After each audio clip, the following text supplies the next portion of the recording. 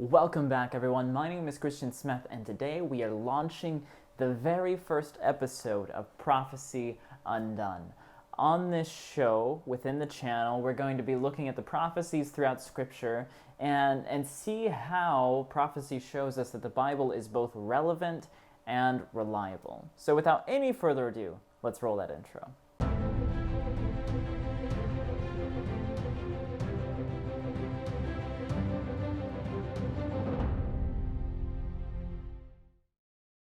And welcome back. So on this first episode, we're actually going to look at the very first prophecy that we find in Scripture, which is actually in the beginning of Genesis, in Genesis chapter 3 and verse 15. So let's turn to the screen and look at the text and see how this prophecy relates to us today.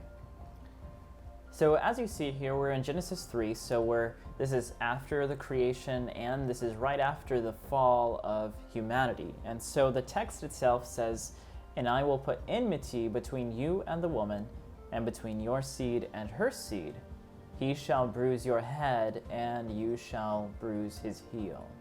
Now, maybe many times we just read over this and don't fully grasp all the nuances of this text, but it's actually the first prophecy that we find in Scripture. And really the first promise that we find in Scripture, especially after the fall. And so right before this, God is talking to the serpent, or to Satan. Satan has used the serpent to deceive Eve, and he's saying, "I'm going to put enmity or war between you and the woman." So between Satan and humanity, there is going to be a war. And we see that taking place today. We see that we live in this great controversy, or in this war back and forth. And so it's showing from the beginning that there's a war between you and the woman, and between your seed and her seed. Now this is singular, that there's going to be a seed that comes from humanity, or comes out of Eve eventually, that's going to play a role. And right after that, we see it says he, and it's capital there, the capital H, pointing to Christ. "He shall bruise your head, and you shall bruise his heel." So right after the fall, there's this promise and this prophecy that's put into place, that there is going to be a war, and someone will rise up, he, Christ, will bruise the head of the serpent. But in that process, the serpent is also going to bruise the heel of the one crushing the serpent's head. So if you picture in your mind that there's a snake in front of you, and you go to stomp on the head of the snake with your heel, and as your foot is coming down, the snake comes up and bites it.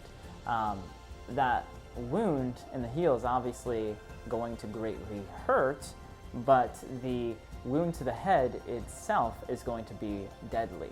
And this honestly points us actually to the cross.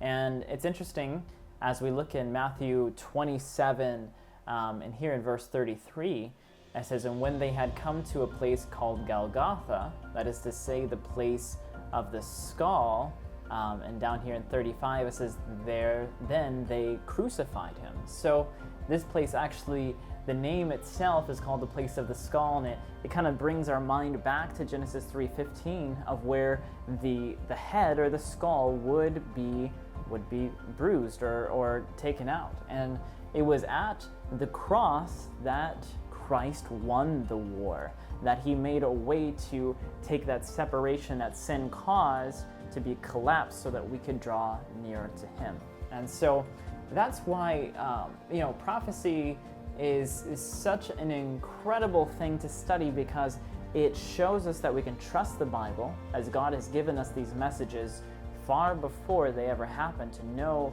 that we can trust him. But also they are very relevant to our lives. They speak directly to our day-to-day experience and our relationship with him. And this promise is truly beautiful, because right as the fall happens, God doesn't say, I'm going to wipe out the planet and start fresh, but instead he gives this promise of how he's going to reunite creation with himself. So I hope that made sense. If you had any questions or have any questions or comments, leave them down below. And we look forward to delving into prophecy more as we move forward. So if you enjoyed this video, make sure to hit that like button, subscribe if you're not already, and I will see you in the next video.